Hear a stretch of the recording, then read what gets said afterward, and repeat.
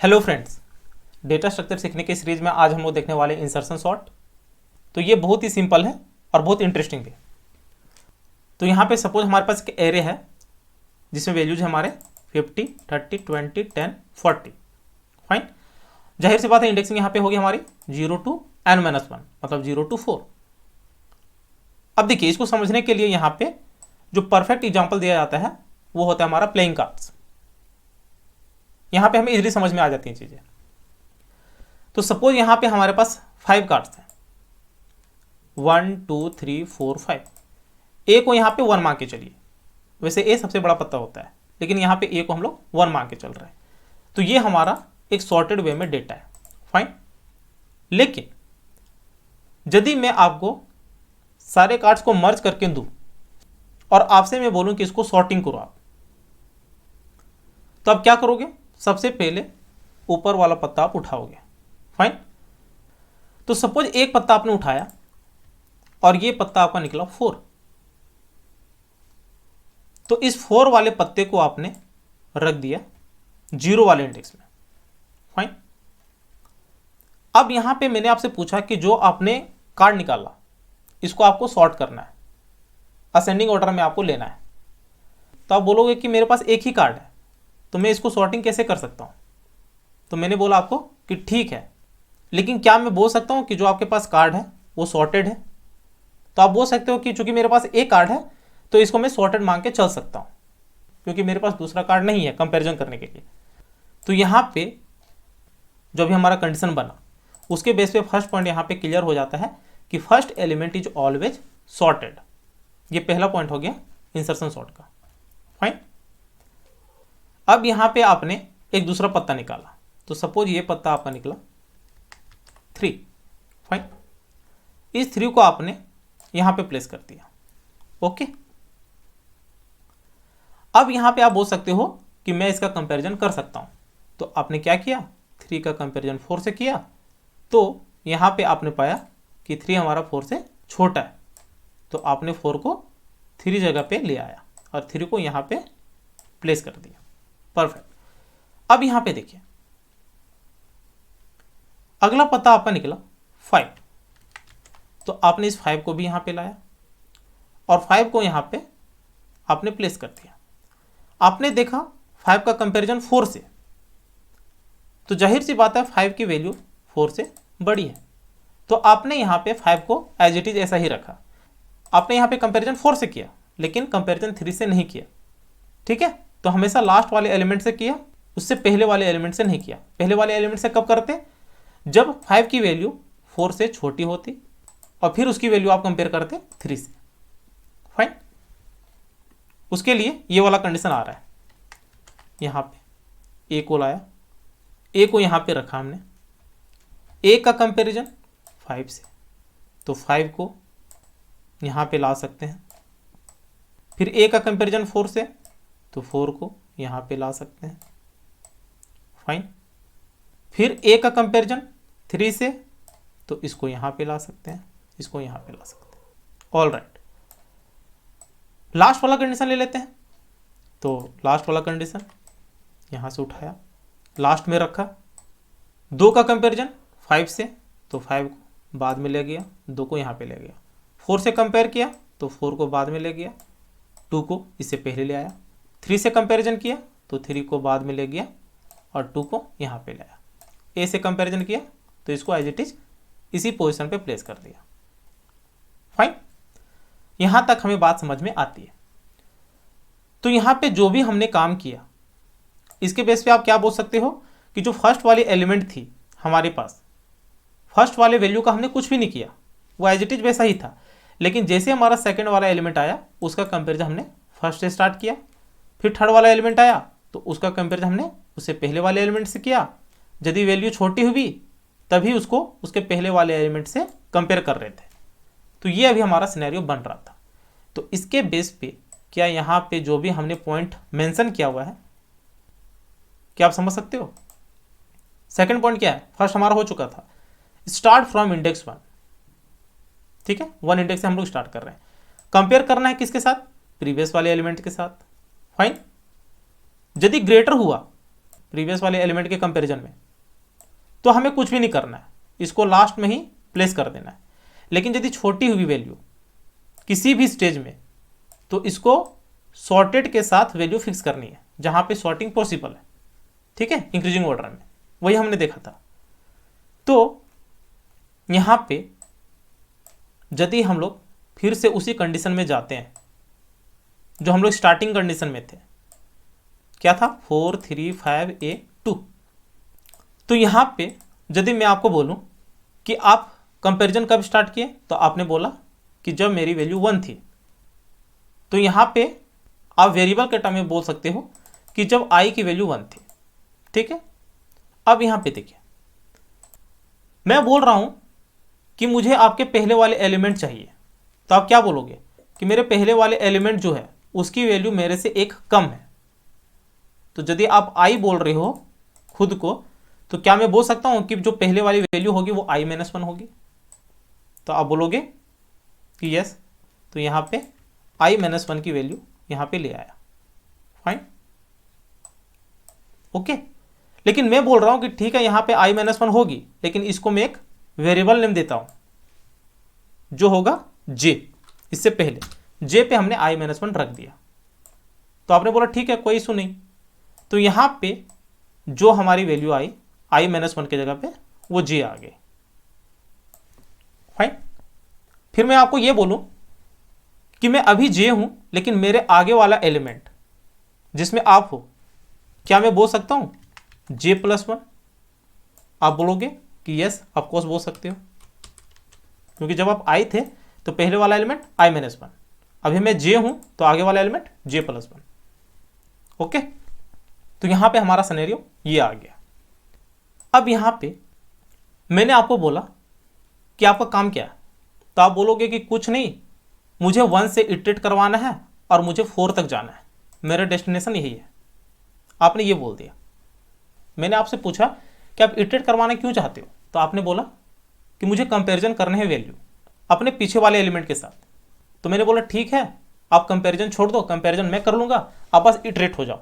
तो आपने बोला ठीक है, लेकिन मैंने ये भी आपको बोला कि आप इटरेट कर जाना, लेकिन जो भी आपके पास वैल्यू पड़ी है बस वो हमको दे देना, मैं एक टेम्पररी वेरिएबल में स्टोर करवा लूंगा।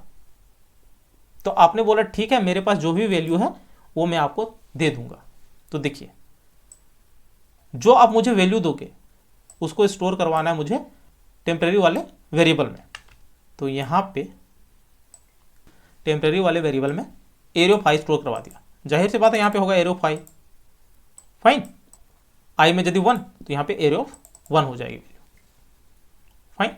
अब देखिए, अब यहां पे मैंने आपको बोला कि जैसे जैसे आप इटरेट करोगे वैसे वैसे आप वैल्यू देते रहना, मैं टेम्पररी वेरिएबल पे स्टोर करवाता रहूंगा, फाइन। अब यहां पे देखिए, अब मैं चला गया यहां पे j के पास और j+1 के पास जो मेरे साथ में चला हुआ है। तो सबसे पहले मैं j के पास गया, मैंने बोला j को कि मुझे कंपैरिजन करना है आपके साथ। तो ये बोला ठीक है आप कंपेयर कर लो, लेकिन मैं इंडेक्स हूं, मैं एक्चुअल में वैल्यू नहीं, वैल्यू के लिए मेरे साथ एरिया ऑफ j आएगा। तो मैंने बोला ठीक है आप एरिया ऑफ j को ले आओ। तो आपने क्या किया, एरिया ऑफ j को ले आया, क्योंकि जाहिर सी बात है एरिया ऑफ j मतलब एक वैल्यू को प्रेजेंट करेगा, ये इंडेक्स है, ठीक है। फिर मैंने यहां पे बोला कि मुझे कंपैरिजन करनी है, लेकिन 2 शर्त पे। एक शर्त ये है कि यदि मेरी वैल्यू आपसे कम रहती है, ध्यान से सुनिएगा, यदि मेरी वैल्यू आपसे कम रहती है तो आप अपनी वाली वैल्यू अगले वाले एलिमेंट जिसमें मैं हूं इसमें आप दे देना। तो आपने क्या बोला कि ठीक है मैं अगले एलिमेंट में दे दूंगा, लेकिन आपने बोला कि मैं टेम्पररी वेरिएबल हूं तो आप मुझे मत देना, अपने अगले वाले एलिमेंट को दे देना j+1 को। तो यहां पे आपने क्या किया, j+1 को वैल्यू मेरे कहने पे आपने दे दिया। किस केस में, जब मेरी वैल्यू आपसे छोटी हुई, ओके। तो यहां पे एक सिनेरियो ये आ गया, लेकिन यहां पे आपने वैल्यू तो दे दिया, आपके पास क्या बचा, कुछ नहीं। तो मैंने बोला ठीक है मेरे पास जो वेरिएबल है टेम्पररी वेरिएबल एनी हाउ मैं आपको दे दूंगा, कैसे दूंगा वो आपको पता नहीं चलेगा, लेकिन मैं आपको अपनी वाली वैल्यू दे दूंगा। आपने बोला ओके।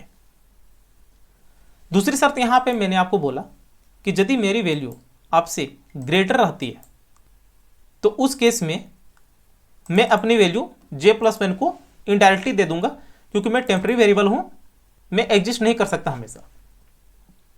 ठीक है, तो यहां पे j+1 में दूसरे कंडीशन में टेम्पररी वेरिएबल स्टोर करवा देगा j+1 में। फाइन।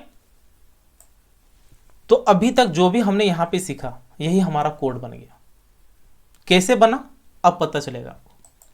कोड पे आते हैं, एम्प्टी फाइल, इसको सेव किया, यहां पे कर लेते हैं इंसर्शन सॉर्ट .cpp, एंटर।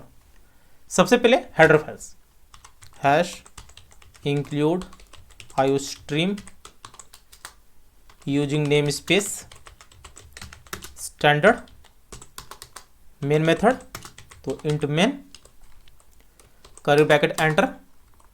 यहां पे एक एरे ले लेते हैं, तो इंट arr। वैल्यू हम लोग ले लेते हैं उसी सीक्वेंस में जो हमारा कार्ड का सिचुएशन था। तो फर्स्ट में क्या था हमारा 4, फिर 3, फिर 5, फिर 1, फिर 2। तो यहां पे 4, 3, 5, 1, 2। फाइन। इसका साइज हमें फाइंड आउट करने हैं, तो मैंने आपको बताया था int n equal to size of क्या array slash size of array of 0। Fine.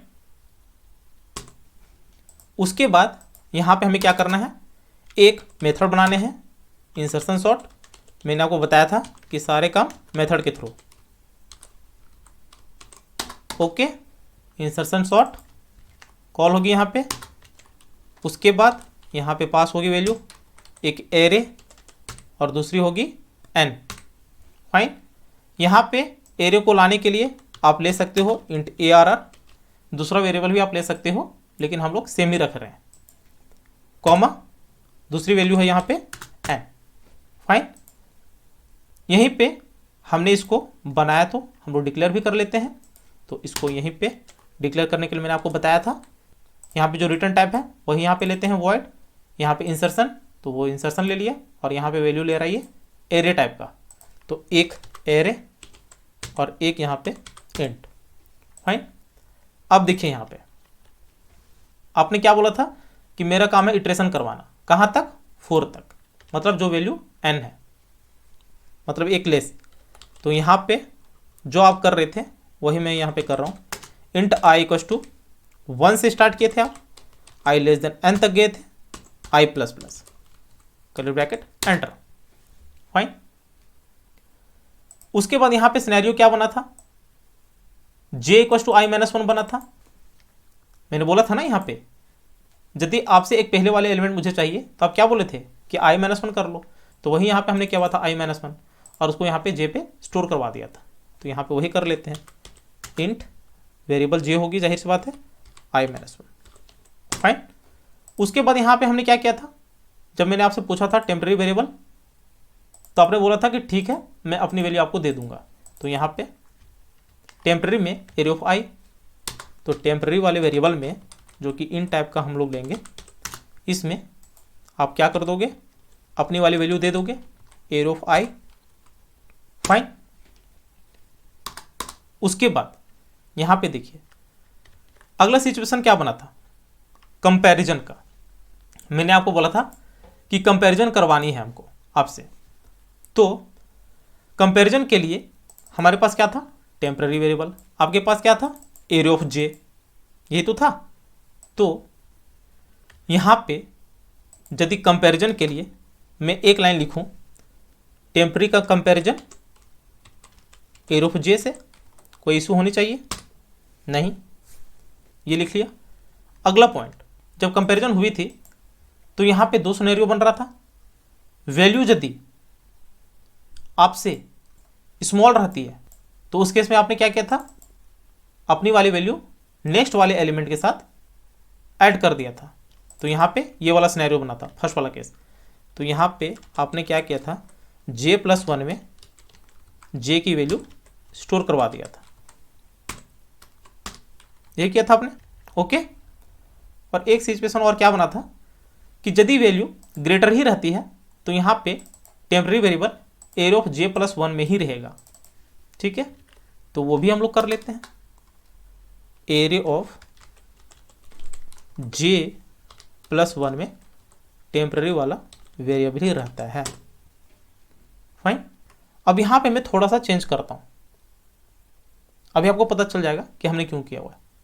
बस थोड़ा सा यहाँ पे मैं क्या करता हूँ, जे ग्रेटर देन इक्वल टू 0 करता हूँ और इसको यहाँ पे मैं क्लोज कर लेता हूँ। यहीं पे मैं एंड ऑपरेटर लगा लेता हूँ। इसके बाहर मैं वाइल ले लेता हूँ, इस वाइल को कर्ली ब्रैकेट एंटर कर लेता हूँ और जो यहाँ पे हमारा आ रहा था इसको इसके अंदर ले लेता हूँ और यहाँ पे कर लेता हूँ j equals to j minus 1, okay. यही हमारा प्रोग्राम बन गया। हमने कुछ नहीं किया, एक्स्ट्रा लाइन क्या लिखा हुआ हमने, जे ग्रेटर देन इक्वल्स टू 0, यहाँ पे जे इक्वल्स टू जे माइनस 1 और यहाँ पे वाइल लूप, ओके। अब यहाँ पे इसको करने से फायदा क्या होगा, ध्यान से देखिएगा। आप क्या कर रहे थे, जे को जे प्लस 1 पे स्टोर करवा रहे थे। कौन से केस में, जब हमारी वैल्यू जो है जे प्लस 1 की वो कम हो, तो जे प्लस 1 की वैल्यू जो कि है टेम्प कम होनी चाहिए, मतलब लेस देन एरो ऑफ जे। तो उस सिचुएशन में आप यहाँ पे ये कर सकते हो। यहाँ पे ये लूप लगाने का मेन कॉन्सेप्ट क्या है, देखिए। यदि यहाँ पे हम इस सिचुएशन में होते तो यहाँ पे क्या करते, 3 से आप स्टार्ट करते, कहाँ तक जाते, 0 तक जाते। वही हमने किया था क्योंकि इक्का है। अब जब यहाँ पे 0 तक जाते तो यहाँ पे जो जाने वाला काम हो रहा है ये कौन कर रहा है, जे कर रहा है। आई तो अपना चला जाएगा उधर, सारा काम किसके थ्रू हो रहा है, जे के थ्रू हो रहा है। तो इसीलिए यहाँ पे हमने लिखा हुआ है जे ग्रेटर देन इक्वल टू 0 और डिक्रीमेंट हो रही है तो J equal to j minus 1। तो 0 तक ये जाएगी, तो इसलिए यहाँ पे हमने वाइल लूप ले लिया हुआ है इसी के अंदर, ठीक है। ये तो अपना चला ही हुआ है। आई इक्वल टू यहाँ पे कंडीशन क्या हुआ होगा, 3। तो 3 के केस में ये क्या होगा, यहाँ से स्टार्ट करेगा और ये आपका 0 तक जाएगा, फाइन। तो इसीलिए हमने यहाँ पे ये लिया हुआ है। अब आप बोलोगे कि जो यहाँ पे 5 है क्या ये भी यहाँ पे जाएगा 0 तक, तो 0 तक ये नहीं जाएगा। क्यों, क्योंकि यहाँ पे हमने कंडीशन में ले लिया हुआ है कि लूप हमारा कब चलेगा, जब यहाँ पे वैल्यू लेस होगी। ग्रेटर के केस में यहाँ पे हम लोग डायरेक्टली क्या कर रहे हैं, उसी पोजीशन पे टेम्परी को स्टोर करवा दे रहे, तो कोई फर्क पड़ेगा ही नहीं। यहाँ पे दे सकते हो जे प्लस 1 है तो इसी में हमने क्या कर दिया, टेम्परी का वैल्यू स्टोर करवा दिया, ठीक है। तो यहाँ पे इटरेशन के साथ साथ जो भी हमारा कंडीशन बनेगा लूप का, उसके लिए हमने यहाँ पे व्हाइल लूप यूज किया हुआ है। अब आप समझ गए होंगे, मैं ये मान के चल रहा हूँ। अब इसको रन करवा लेते हैं, फिर यहाँ पे इसको अच्छे से समझेंगे। तो रन करवाने के लिए जाहिर सी बात है आपको वैल्यू प्रिंट करवाना होगा, तो उसके लिए आई ले लो, जे ले लो, कोई फर्क नहीं पड़ता।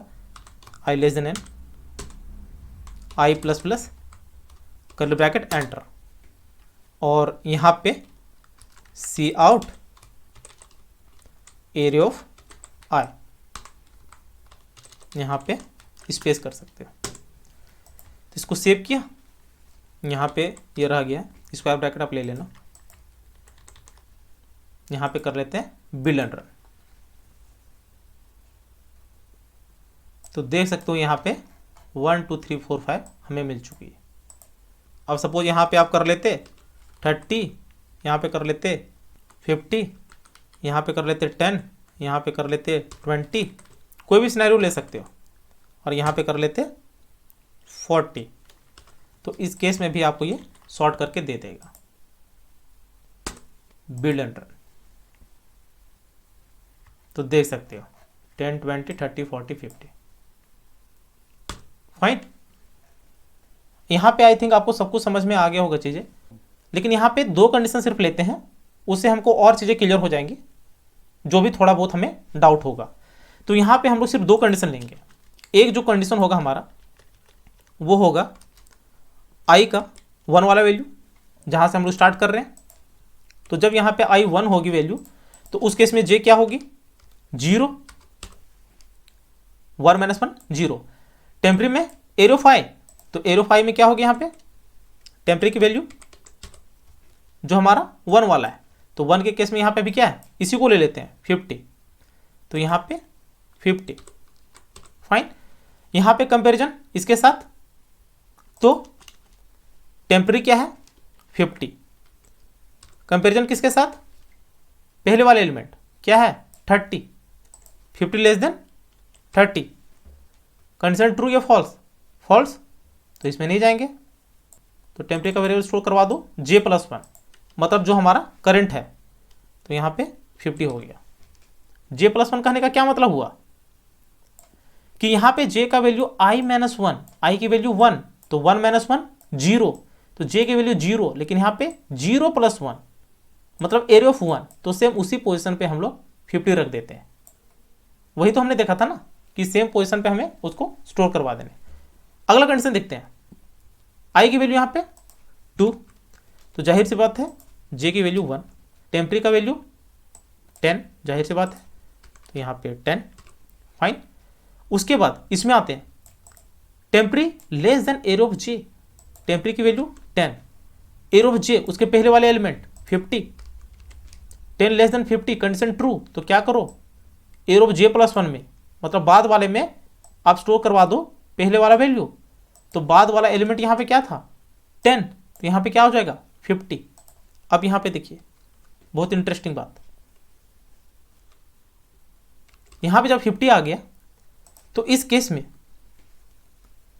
जो एरो ऑफ J+1 है, तो इस केस में J = J-1, तो J की वैल्यू क्या हो गई होगी, यहाँ पे एक घट गई होगी।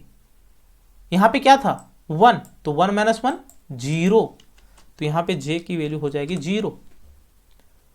J > 0 होना चाहिए, कंडीशन ट्रू।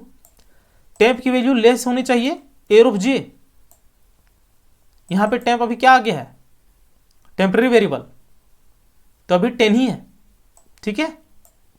टेम्पररी वेरिएबल अभी हम लोग 10 ही रखे हुए हैं, अभी टेम्पररी को हम लोग किसी में भी स्टोर नहीं करवाए हैं।